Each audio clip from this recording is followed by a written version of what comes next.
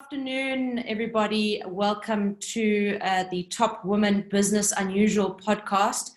Today, I am very fortunate to be in the presence of a very energetic, diverse, innovative young lady by the name of Jayshree Naidoo. Jayshree Naidoo is very much a thought leader on innovation and entrepreneurship and the CEO of YiEDi. Welcome, Jayshree. Thank you so much, Karla, and thank you so much for having me on this podcast. I'm looking forward to a conversation with you. Such a pleasure. It's really nice to have you with us. And I think today we're talking about something that's really relevant, especially in South Africa. We're talking about entrepreneurship. We're going to unpack how we awaken a culture of an entrepreneurship, I think, in the corporate sector. Why building your side hustle is more important now than it's ever been, and what it takes to really be a successful entrepreneur. And you've got a lot of insight into this. You've been on a journey with entrepreneurs. We met, I think, 4 or 5 years ago at a mutual client that we both worked with, where you were running one of the accelerator and incubator programs, and very, very successfully. Tell me my first thing is, what led you to entrepreneurship in the first place? So, Karla, I think it's something I've always been passionate about. In fact, now when I think back to it, and I get asked this question quite often, I have to think back to my dad. My dad worked in a corporate role all his life, over 40 years, but he had this amazing side hustle. He was actually a photographer. And at dinner tables and on weekends, we would immerse ourselves into this world of him, being this casual photographer for weddings and birthdays and events. And it stuck with me as something that, you could still have your own business and have a job, almost the best of both worlds. And I've just always been attracted to people being able to write their own stories, write their own histories, and write their own paychecks at the end of the day as well.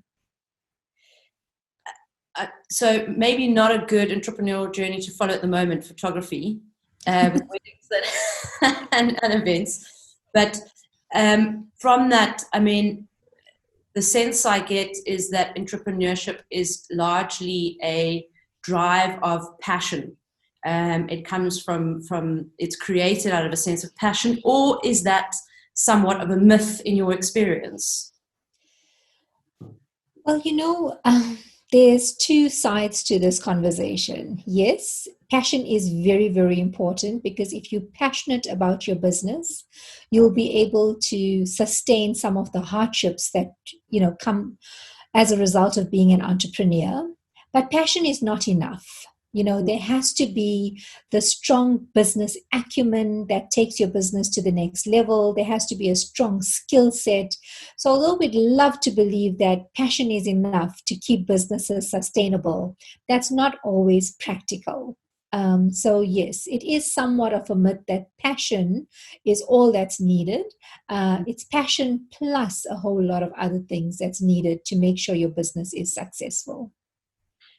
So at the moment, we're seeing I would say, quite a volatile market.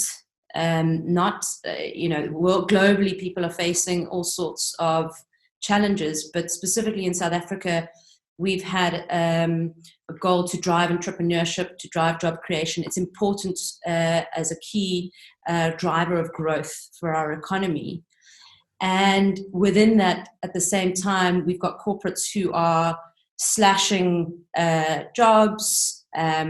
There's mass retrenchments happening. You are currently sitting and have been before lockdown, working with, I think it was over 300 representatives that you've been working with in the corporate sector around embedding a culture of entrepreneurship. Why is that so important, especially in corporate, to be implementing and embedding that? Okay.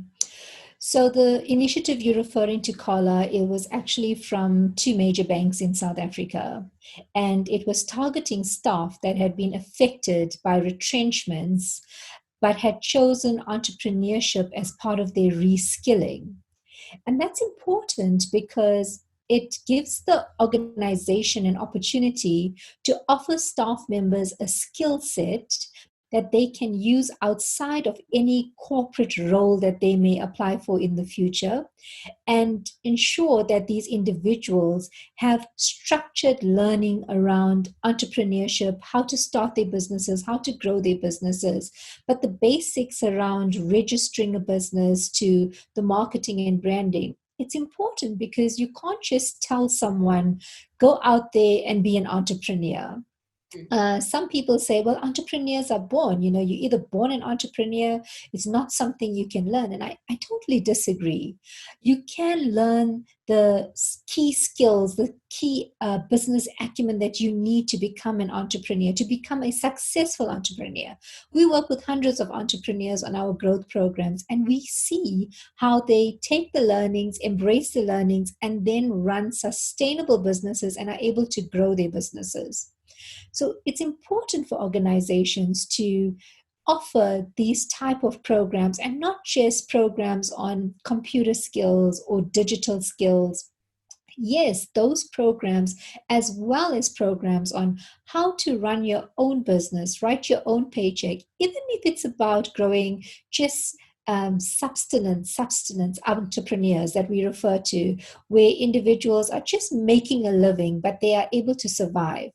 I mean, models in some developing countries have actually proven that the entrepreneurs or the small businesses, the necessity entrepreneurs, are the ones that are actually creating jobs for others around the ecosystem, as opposed to large corporates. Large corporates are cutting jobs. Smaller businesses are creating jobs. So it is important for big business to focus on the space, and focus on the space with a really, really strong lens around entrepreneurship as well as intrapreneurship. But we'll touch on intrapreneurship, I think, a little bit later. So I think, that's from, I've read some of the articles that you've written, and in some of those articles you refer to some of the corporate, some entrepreneurs with corporate history tend to succeed better, or are more likely to succeed on the entrepreneurship journey. Why is that? So, Karla, I don't know. Have you ever worked in a corporate? I don't know what to call this. I think I would hybrid family-run business which interacts with corporates, so therefore I understand the model, but I don't know if I would call it red tape.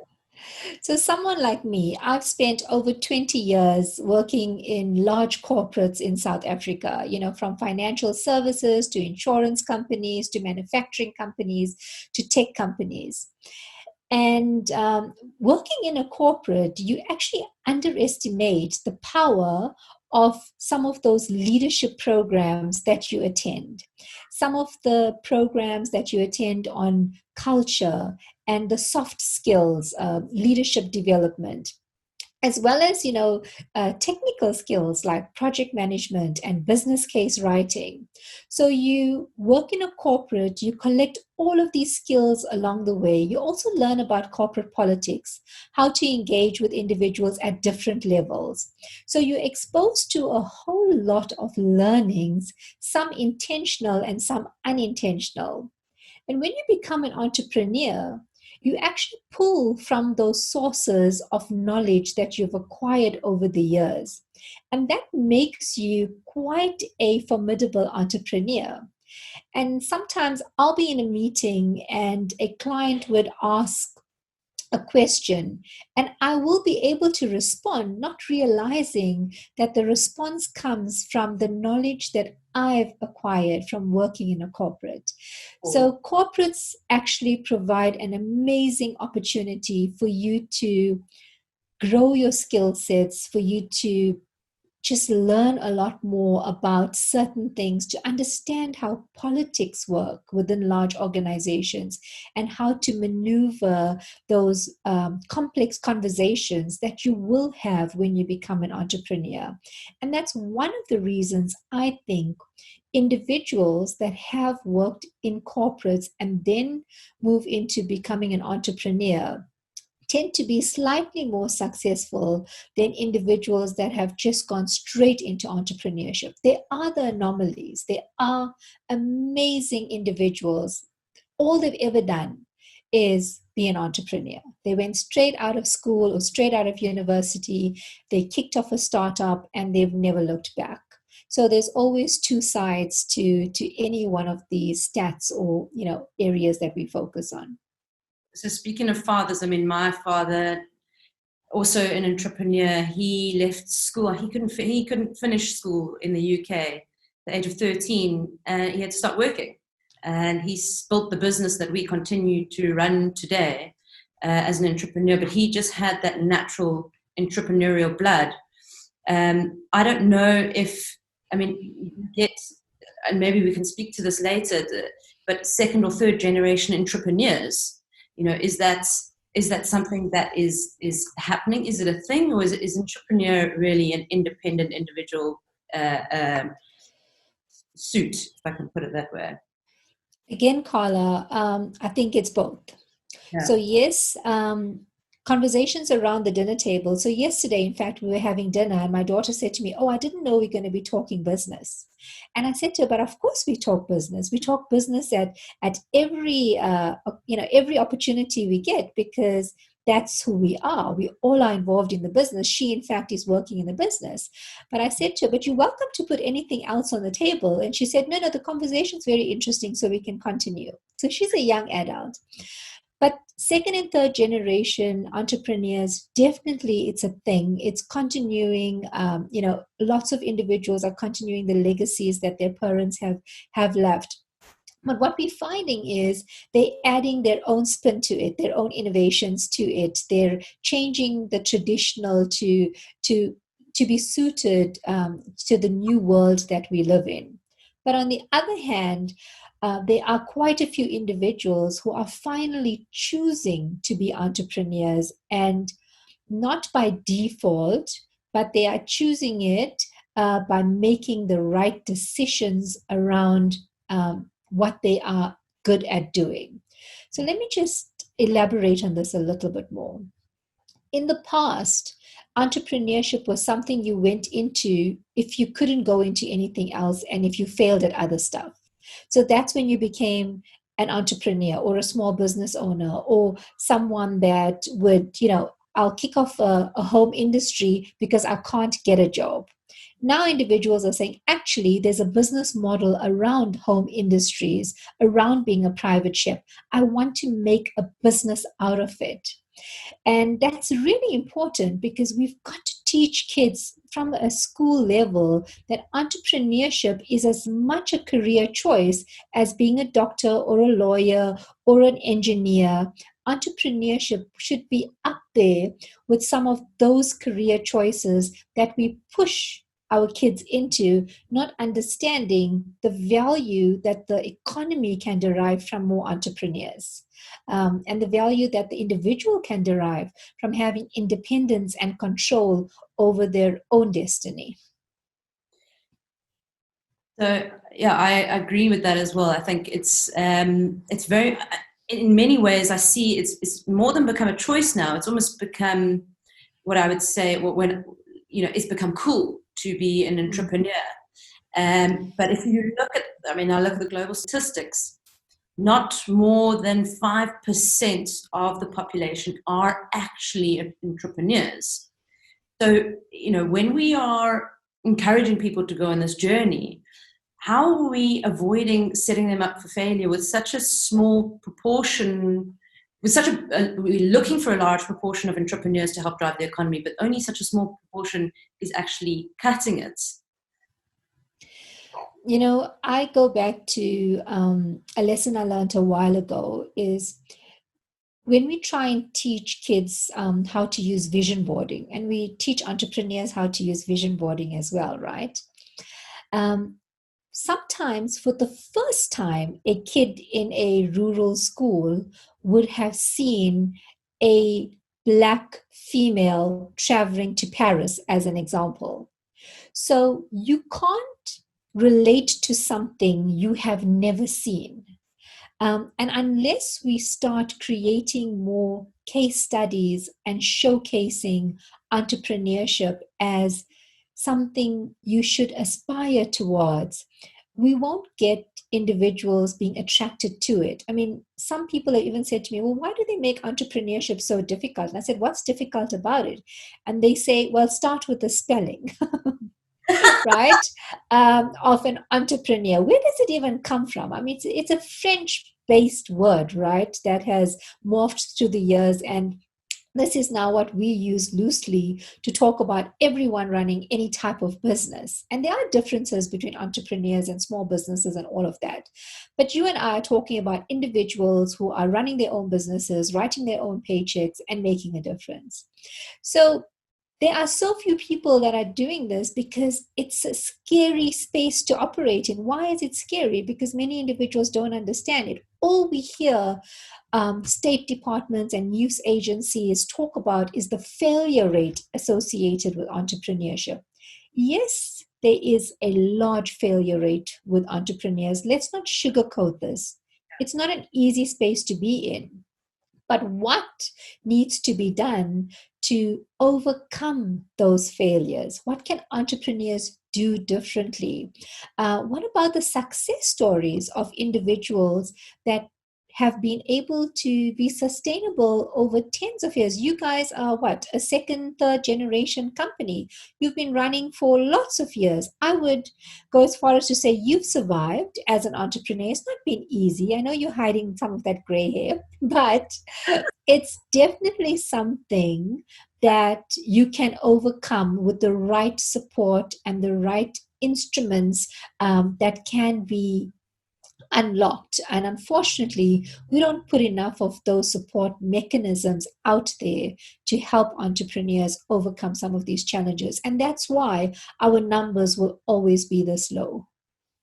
I think that's comes to what you're doing is the entrepreneurship journey is very unstructured, right? I mean, I've seen in, again, some of your posts that you do, there is a structured way in which you build a program to help entrepreneurs. But when you're on that entrepreneurship journey yourself, you're not thinking, hey, when I start an idea, I need to validate that idea. And how do I validate that idea? Is it through my parents? Is it through a board of trustees? Is it random polls I put on a social network? What are some of the first, just, if I'm wanting to get into entrepreneurship, the first most valuable things that I could really embark on in the very beginning to avoid that lackluster, unstructured approach, which I think would have helped many people. But then again, the lessons you learn teach you anyway. But I think you're there to also guide people to say, this is how you can avoid the mistakes that most people have made by doing what? So if you're an individual in a corporate role and you are now thinking about leaving your corporate role or kicking off a side hustle. So if you're thinking about leaving the organization and starting a business, while you're in that organization, it's not about exploiting the resources, but it is about asking key questions to make sure you don't set yourself up for failure. So some of those questions are, do I have the skills required to start this business in this specific space? So for example, one of the staff members we were helping grow wanted to open a swim school, but she did not know how to swim. Oh, wow. Now, I use that example because she could say, the reason I want to open a swim school is because I know what a limiting factor it was for me growing up because I did not know how to swim. But opening a swim school, you've got to understand everything about that business. So that's just one of the examples. But you've got to know whether or not you have the skill sets. If you have the skill sets, great. They say move to the next playing piece on a game board.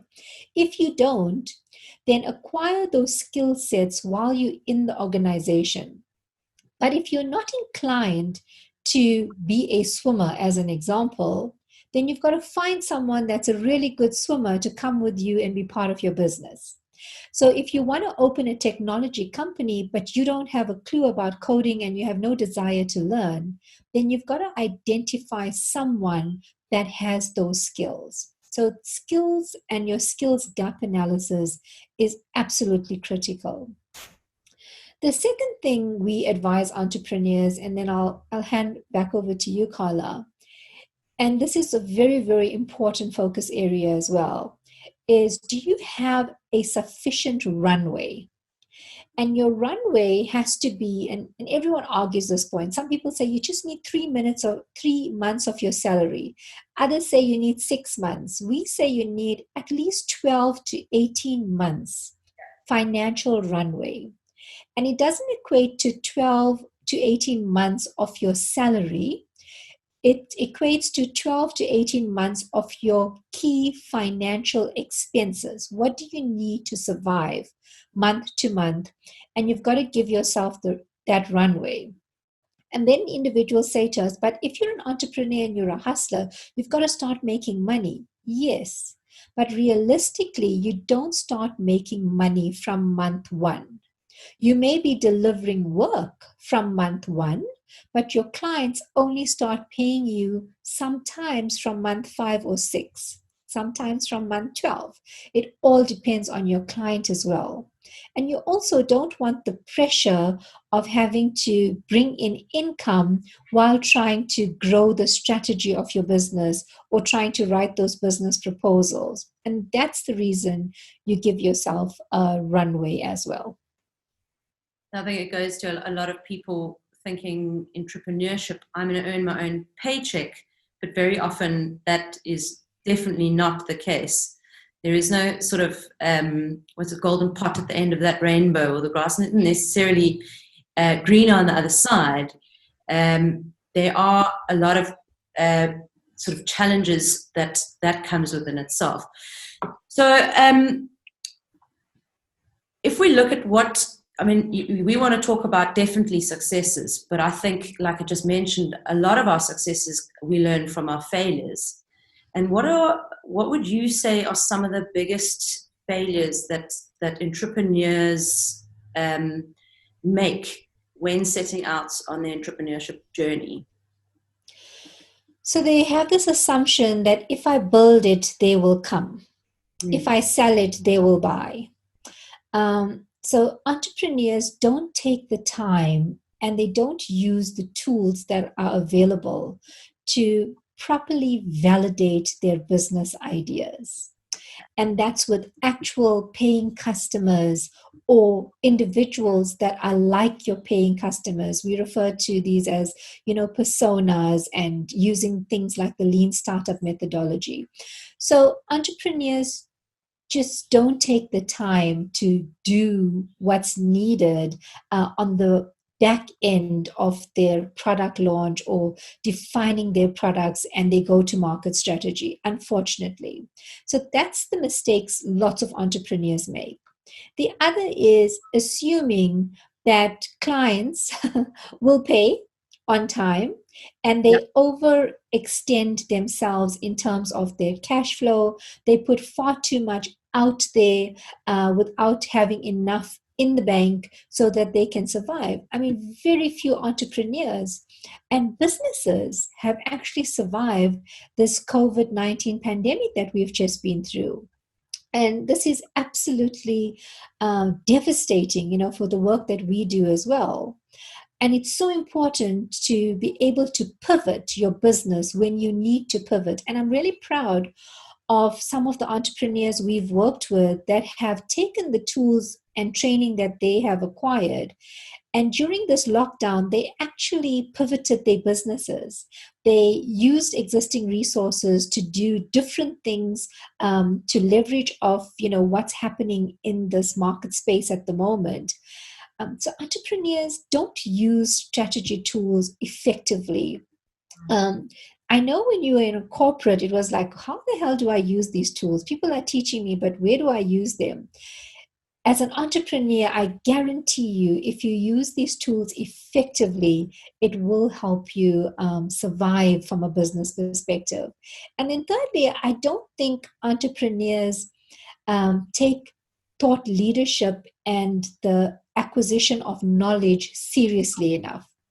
And this for me is important because I see firsthand how thought leadership, writing a post, writing an article, giving my voice to topics on innovation and entrepreneurship has actually helped me attract more business. 70% of our business comes from LinkedIn as a platform, and that's crazy. It's because of my ability to write little pieces or share articles or give my commentary. And entrepreneurs don't take this seriously enough. So they underestimate the power of your voice and the power of thought leadership when attracting new clients as well. I think it's also a confidence thing, isn't it? It's putting yourself out there and waiting for that backlash of am I actually a thought leader? And if I put myself out there, what kind of feedback am I going to get back? And am I ready? It's a confidence thing. Am I ready to embark on that journey of criticism that I might need to take up? Absolutely. I mean, it's Women's Month, right? And we're having this conversation, which is great. Most entrepreneurs, and especially women entrepreneurs, they suffer with something called imposter syndrome.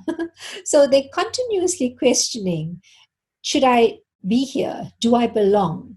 And even when we're running pitching competitions, we find more often than not, it's the male entrepreneurs who'll stand up and say, I'm ready to pitch. And the female entrepreneurs are always holding themselves back. We are going to be delivering another program soon for one of the banks on innovation. And all 4 finalists are men, and this also comes back to, well, do I believe in what I'm selling? I have a great idea, but should I be putting it out there? And Karla, I mentioned this to you when we chatted earlier in the week, that I gave a talk on people are so much more than the jobs they do. I did a TEDx talk, and I really believe that. But as entrepreneurs as well, we don't have enough faith sometimes in, should I actually be standing up here? Should I actually be getting this contract? Should I actually apply for this tender? So that belief in yourself and your product is so important. And the way you get past that is through product validation. Your first customer is the best way to validate your product. But before you get to your first customer, make sure you validate with individuals that can help tweak your product so you offer something really great to your first customer and your end consumer as well. I know we've got the same problem because we run awards across industries. Obviously, the Top Women Awards is one of them, which are one of our flagship awards, and Standard Bank partner with us on that and sponsor that. But over the years, I've been doing this for more than 15 years, I notice when it comes to Top Women Awards, it's the hardest awards to get women to put up their hand and say, I've done something good, or even believe it themselves. It's more often than not somebody else nominating them, which never happens in the male among the men.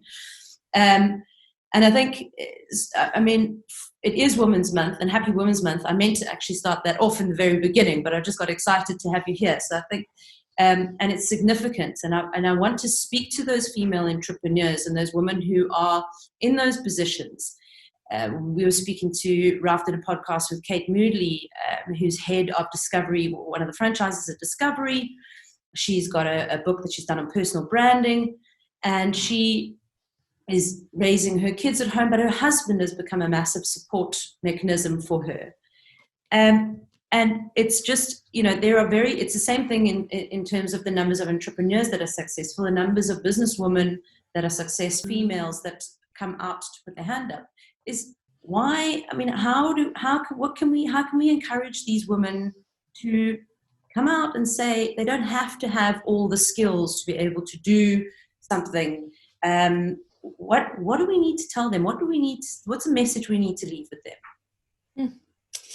That's a tough question. Hey, let me start by saying I'm part of some amazing women's groups. So I was also identified as an Inspiring 50 winner last year, which identifies women in STEM, that's science, technology, engineering, and maths, the 50 top women in STEM in South Africa. And I must admit, for a little while, I felt like an imposter myself because I'm surrounded by these amazing women in technology and science that are aeronautical engineers and qualified PhDs and doctors, and just the most amazing women, a tribe of women out there.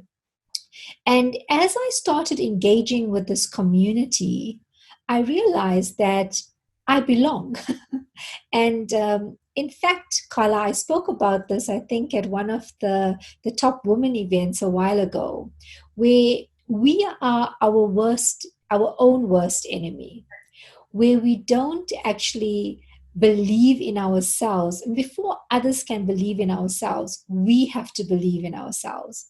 Now, throughout the years in my career as well, I either felt I was not old enough, or I was, at one point I thought I was too young. I even lied about my age in an interview in those days when they could still ask you how old you were.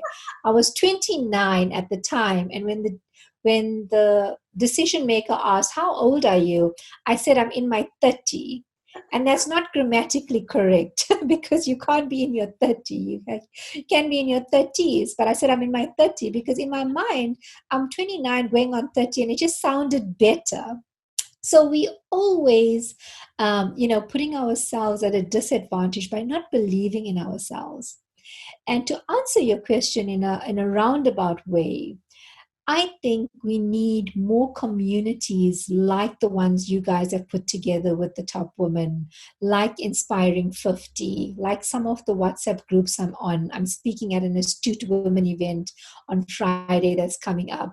So we need more communities of these women, because once you see others at a certain level, it's like that vision board example I gave you. You feel like you can also be one of those individuals. You can also aspire to greatness. You can also achieve the unachievable in your mind that you've made unachievable. So we need a lot more platforms like the ones you guys have to share the success stories of women, because by sharing these stories, more individuals will want to be in the limelight. Women are also very conservative. When a man will nominate himself for an award, a woman will call her friend and say, "Can you please nominate me because I don't want to nominate myself?" Even though the processes say you can nominate yourself. But it's almost, we don't want to talk about our accomplishments. We don't want to own our success. We'd rather someone else shed light on the work we do. And that's a mindset we need to change. Yeah, totally. And I think so. What there is another thing. I mean, I'm just going to jump back because it's something you were mentioning about when we step into entrepreneurship. One of the things we should look at is your runway, right? And that's your financial journey. And I think we've done polls with entrepreneurs before, which says, what are your biggest sort of challenges and barriers to success? And often the least uh, the least percentage on that poll is financial. It's more around coaching, mentorship,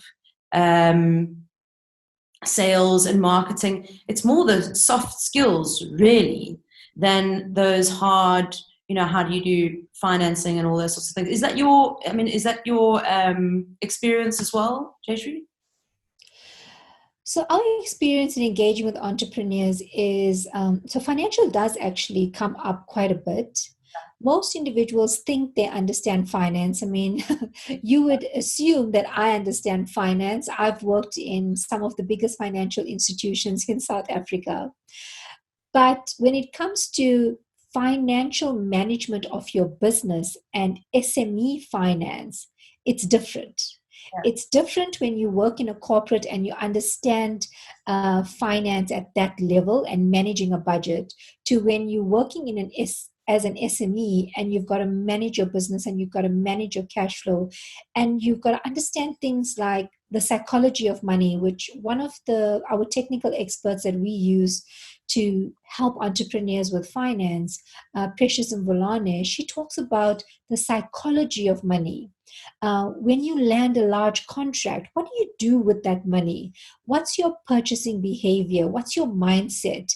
And the irresponsible actions that so many small businesses take because they don't understand the financial impact of their decisions on their business. And so finance comes out quite, high up. The other areas that we find entrepreneurs really struggle with is professional marketing and branding. Now, you work in an organization where you get what I'm saying in this. Everyone thinks they know marketing and branding. It's like, oh, I wake up in an organization and I don't need a marketing department. I can tell you what I need to do with my logo and my brand. So organizations really struggle with the professionalism that's required when it comes to things like marketing and branding for their businesses. And then, we find you're absolutely right. On the soft skill side, things like negotiation skills, understanding how to put proposals together, communication, and being able to articulate your business, the ability to stand in front of a panel or stand in front of a camera or do a radio interview. And how do you do those things? Entrepreneurs really struggle with because they may be technical experts and really good at what their business does, but all of the other things that really make you attractive to an investor, to a listener, they may not have.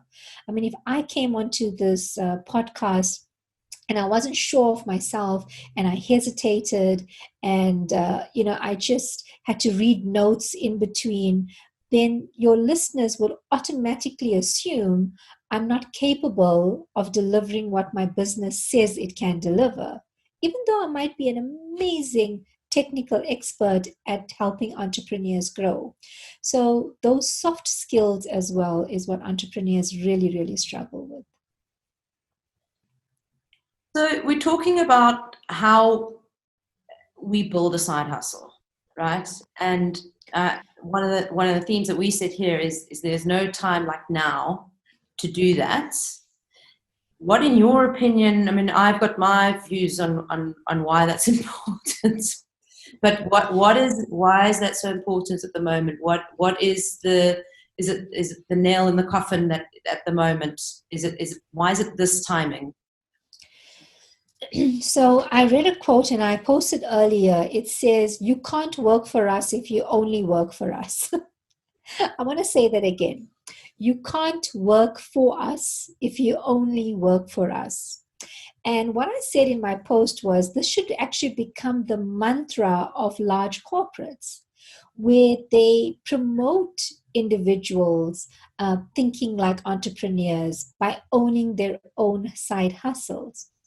And I'll tell you why I'll tell you why I think it's important in a bit. But I just want to commend organizations and some of them who we are working with that are actually forward thinking enough to help individuals grow their entrepreneurial skills through entrepreneurship programs that allow them to think like entrepreneurs while working in a corporate. And why that's important, Karla, is if I teach you something, I can't unteach you that. So if I teach you how to run a business effectively and how to look at things like return on investment, how to validate a business idea, how to take your side hustle to the next level, you know those skills, you have those skills, and you can apply those skills. Yes, you will apply it to your business, your own side hustle. But guess what? You'll also start applying some of those skills and knowledge into your day-to-day job. your job that the corporate is employing you to fulfill. So you'll start questioning things. I mean, when I ran the incubator in a previous life, I would question everything. So I would question the cost of something. I would question the setup of something because I think like an entrepreneur. So I don't think like a corporate where I've got this massive paycheck. I think like a startup because I am an entrepreneur. And that's what you want your staff members to think like. Because imagine if every staff member started questioning the costs allocated to certain products, the cost allocated to stationery, to office space. Everyone would be contributing to the organization, saving millions across the entire staff complement. So the time is now because we are realizing that with COVID-19, there are so many more companies that are going to be restructuring. And if they're not going to be restructuring in the next 6 months because they want to create a perception that all is well, the restructuring will come in the next 12 to 18, 2 years to 5 years, because organizations have no other choice but to cut staff. So if organizations can promote this attitude towards let me grow entrepreneurs, hopefully you would not have as many job losses as we would have had, because individuals are thinking about their roles differently. And guess what? You'll also have natural attrition because people will leave to grow their side hustles because you've given them the tools and skills to do so. So they leave because they want to, not because they have to. So it's really important for organizations to see the need to grow these skills and the value it can bring, not just to them, but to the economy and to their staff as well. And at the moment, a lot of people are going through this. I would say, in somewhat maybe some depression of I've been retrenched, or I'm anxious about the possibility of retrenchment, and it can become a crippling. Become crippling in terms of progress, in terms of your creative thinking, in terms of your productivity. And I think maybe many people might look at you and say, oh, well, Jayshree, you've been, through all the top corporates and you've had this great past experience. And what challenges have you had to overcome along your entrepreneurship journey? I know that you left the corporate world to pursue what you did, and you faced quite significant challenges. I'm just trying to unpack a little bit how we can share that experience with other people so that they understand there is light after the tunnel. It does happen. It is tough times. And you're still there inspiring.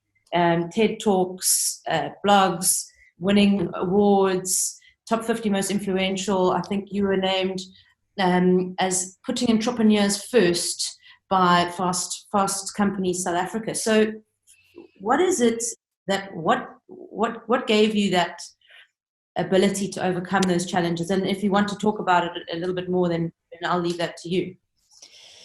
Sure, no problem. I mean, I love sharing my journey because I feel that it's an opportunity to also educate others and make sure that, they don't fall into similar traps. But at the end of 2017, I decided to leave my corporate role. I resigned from the position that I was in, and I was going to relaunch my business. But I've always followed the advice we give entrepreneurs. So I would not have done it if I did not have my runway in place, which I did. The plan was to relaunch our business in 2018, in February 2018. But in January 2018, I was diagnosed with breast cancer.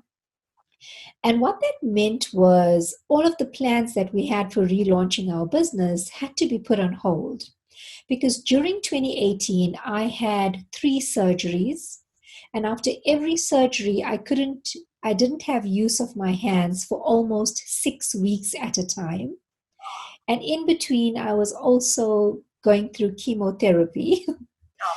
And I smile about it now because my hair's all grown back, and I've never been too obsessed with my hair in any case, but I do have a full head of hair now. It was an extremely difficult journey. I mean, I only completed my last treatment about a month ago, which was my last official treatment in terms of my oncology treatment.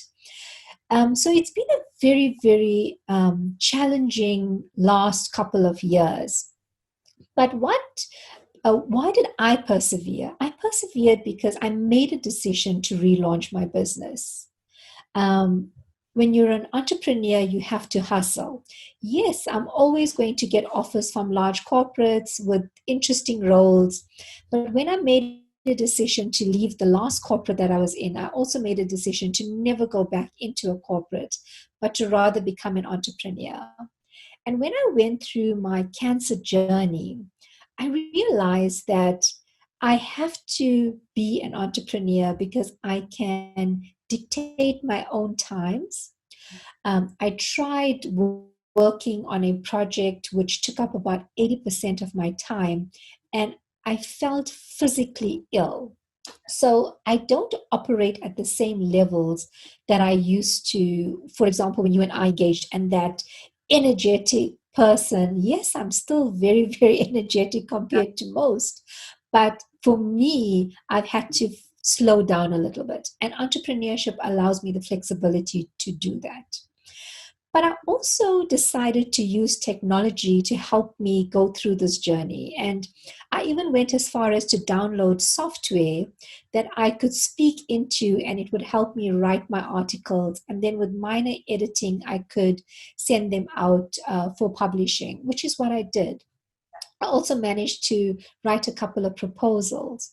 So that's how I overcame some of the challenges that I was experiencing. I still kept up to date on what was happening on my social media platforms. I continued writing tiny little posts and articles on LinkedIn. So unless I told someone that I had breast cancer, they would not have known. No. They would have just continued thinking, oh, Jay's really busy. She's launched a new business, or this is what they're doing, and this is what she's talking about. So I made sure that I was still relevant. But because I'm passionate about breast cancer, my mom's a breast cancer survivor, my aunt is a breast cancer survivor, I've lost an aunt to breast cancer. I also decided that because I have such a large social media following, I had to use my voice to create awareness on early detection, which is something I've been doing even before I was diagnosed with this disease or illness or whatever you want to call it. So I decided I will not let it define me. It is not who I am. It's just something that I have. And I used that time to also create awareness around this illness and support early detection. So as an entrepreneur, the beauty is it's your voice. You can use it to grow your business. You can use it to drive a social cause, but it's about that tenacity and drive and never giving up. And if we go back to what we were chatting about earlier, Karla, if you have a strong purpose and a strong passion for your business, you'll be able to overcome almost any obstacle because you know this is what you want to be known for. This is what legacy you want to leave. So it's really important to believe in yourself, and irrespective of what challenges you face, you can overcome them if you just put yourself out there and share your words. You have a voice, so you need to use it effectively as well.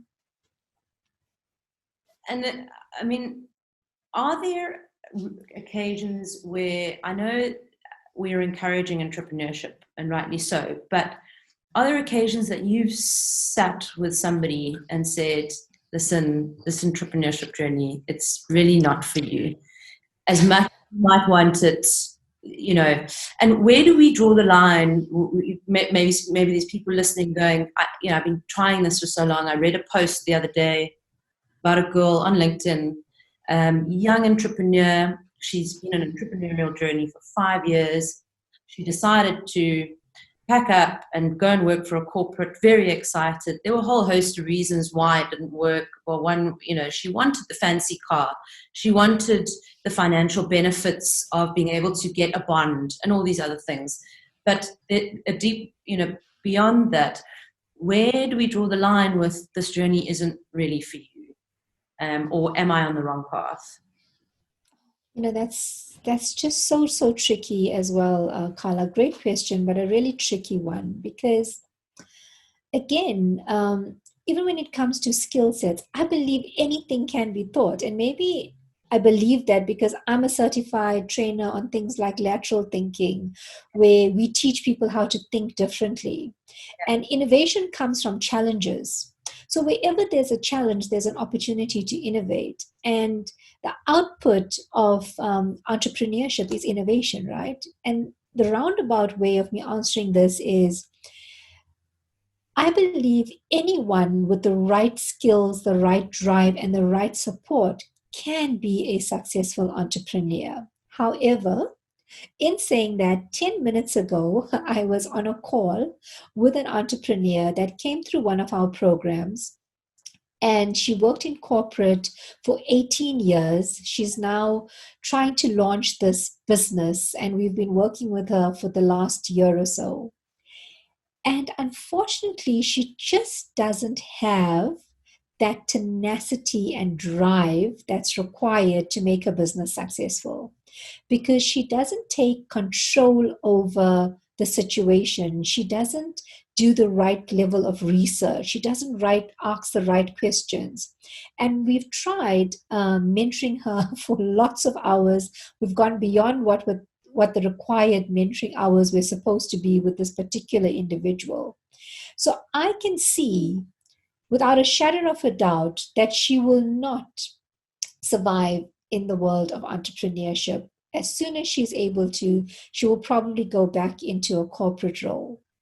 And it's not because she just can't do it. It's because she has not embraced the learning opportunities to make the necessary changes to be a successful entrepreneur.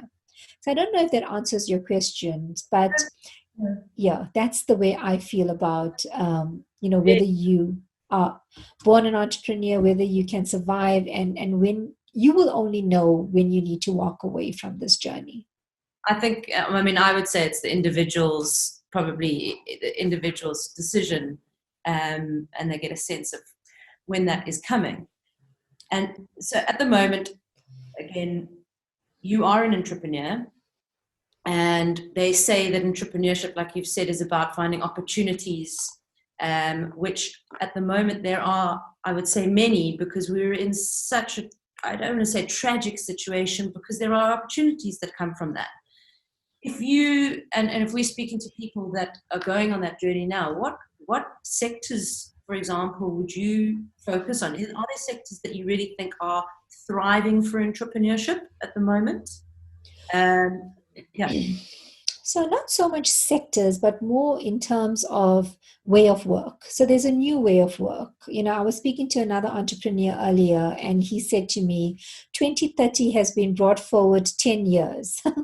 And what they meant by that is the embracing of 4IR. I mean, everyone was talking 4IR, but no one actually understood the impact of 4IR. And now all of us have been thrown into the deep end. I mean, you and I probably would not have been having a conversation over Zoom and recording it and doing a podcast if it were 9 months ago, because the world was just looking very different then. So what we see, the opportunities in the space now with everything that's happened, is if you have the ability to take your products online. So taking your products or services online is the focus. It's going to be the focus for at least the next 2 years. And by that time, it would be the norm. Yeah. Because that's where we were heading to with a lot of, remote speaking and remote conferencing and all of that. There's going to be a lot more focus on the impact of decisions on the environment. And if you've worked for 9 months remotely, why now do we need 100% of our staff and workforce back in the offices. If we were able to do with remote meetings, why now do we have to fly 12 executives for a meeting in Cape Town or Barbados or Mauritius or wherever else that is?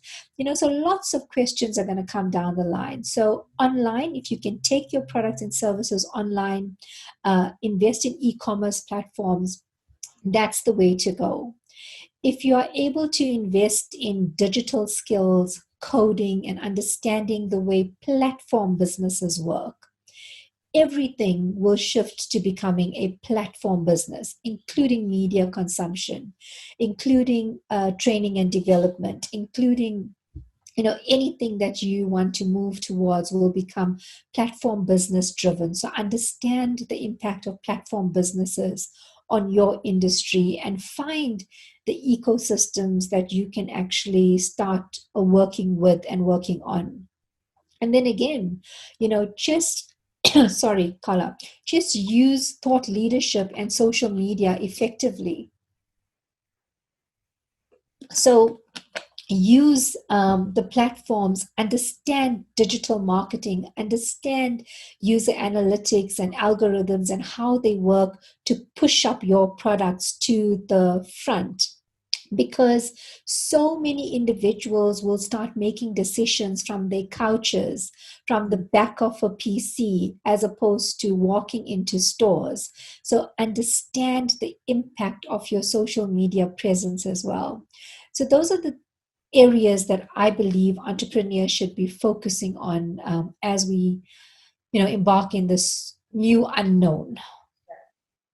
And that's, so we've been pushed ahead 10 years. And my next question was going to be to you, what does entrepreneurship look like 10 years after that? Are we thinking there? We talk about making BHAGs, big, hairy, audacious goals, where it's far ahead in the future. And I think a lot of people, there's life circumstances that you've experienced that can change that or can swerve that. But we're in the future that we were envisaging. Now what then after? What 10, 20 years after that? I wish I had, what do they call those things? Those future balls, or just being able to see into the future. I wish I had that. In fact, yesterday I was watching Back to the Future, but that's completely unrelated. So I wish I was able to get into a car and drive to the future and come back and tell you all of the amazing things. Yeah. Karla, when we talk about these industrial revolutions as well, it always fascinates me, right? Because it's not like we just stopped doing the one thing and then now we are pushed into this digital euphoria where we have to embrace technology. What has happened with COVID-19, it's forced us to bring forward a lot of what we should have been doing, but do it right now. So what I foresee happening with a lot of entrepreneurs is them moving into the space of digital quicker than they would have. I see them embracing this new way of doing things. I see them embracing concepts like artificial intelligence and data analytics. I see them using that to grow and shape their businesses. Who would have thought a couple of years ago, and Aisha Pando spoke at one of your events, right? But who would have thought a couple of years ago, if I needed a maid, I can go online and find one that will help me. Who would have thought that a tech startup in Cape Town, which is actually delivering groceries, will raise over 20 million during lockdown? So I think entrepreneurs will start using 4IR as a business tool, as it should have been designed and intended, as opposed to something they are forced to do. They will actually embrace it and they'll start using it to shape and mold their businesses into businesses that we have yet to see, right? Uber didn't exist a decade ago. Airbnb didn't exist a year ago, but they're here now. So I think we're going to see a lot more businesses and business models being disrupted because entrepreneurs have had to think differently so quickly. Very quickly. I am really grateful that we've spent this hour together today. I might leave here and go on my second entrepreneurship journey. No. Just start a side hustle. So, I think that's the other thing is a lot of people complain about finding that, I mean, in the time now, I know a lot of people, those who are working harder than they've ever worked. They seem to be full foot on the throttle as much as there's an appreciation for, hey, we have to stop and reflect in our life and our life's work balance. But finding that time for a lot of people is difficult with a side hustle. How have you worked through or coached through some people being able to put that time aside? Again, you have such great questions today. So one of my clients recently asked me, we're going to be running this innovation accelerator for staff over 30 days. And they said to me, they would like to get the executives to release these staff members from their day-to-day jobs so they could flesh out these innovations before they present it back to the client. And my response to that was no, actually not. Because if you're an entrepreneur, you don't have traditional hours. So they should be released to attend the formal programs that we want to deliver to them, but they should be working till 11 at night. They should be working on weekends on your business. Because if you are really an entrepreneur at heart, you don't think like someone that works in a corporate. Because I heard a quote the one day where someone said to Bill Gates, they're leaving and they're leaving later than normal. And he said, well, what are you doing with the other 12 hours of your day, right? Because these 8 to 5 jobs don't exist in the mind of an entrepreneur. I mean, I will end this call now. I'll probably get to do something on a personal level, but I'll sit and work on my computer till about 10 or 11 because I need to. So that's what you need to do. If you are in a corporate and you're growing your side hustle, don't use the corporate's time to grow your side hustle. It's your private time that you need to use to grow your side hustle. Yeah, well said. So I mean, I couldn't sleep last night. I was quite excited thinking about the topic of entrepreneurship. And I was thinking, am I wasting my time lying here thinking about it? Or should I just get up? And, that's the life. It's just get up, work through it until you're finished. You can choose your own hours. Not always. You have things committed to. But it's the sense I get is that things are moving you are always on, and you actually need to stop fighting that battle of I don't get my own time or I don't get a break from it. If you are doing what you are meant to do and it's purpose-led, it's part of your everyday thinking and life, and it churns in and out of you all the time. And it can actually, I find people who work in, and whether it's a corporate or just for somebody else, find themselves feeling like they're owed something out of their time. Whereas when you're an entrepreneur, it's just this, you're not resistant to that shutting off anymore, and actually you have a little bit more peace. Absolutely. I mean, we always tell entrepreneurs, do what you have to so you can do what you want to. So if you're in a corporate role, you need to be there because that's where you make your money.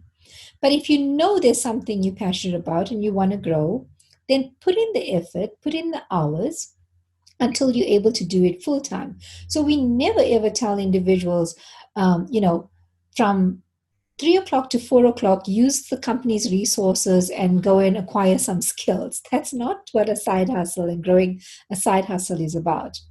It's about doing it on the side of your corporate role, not inside your corporate role. That's why it's called the side hustle and not the inside hustle. We've got to change that. Jayshree, it's been great. I could go on, but I think we're going to leave it there today. I appreciate you being here with us. Happy Women's Month. And, let's celebrate together by encouraging more women and men, but to put their hands up and take that entrepreneurial journey, or just any journey that I think is sort of purpose-led and what they want to really be doing. Thank you. Well, thank you so much, Karla, for the opportunity. I really appreciate the conversation and I love sharing more on the space. So please do feel free to share my contact details with anyone listening. And happy to do any of these conversations again in the future. You take care, and please pass my regards to Ralph as well. I will. Thank you, Jayshree. Thank you. Bye.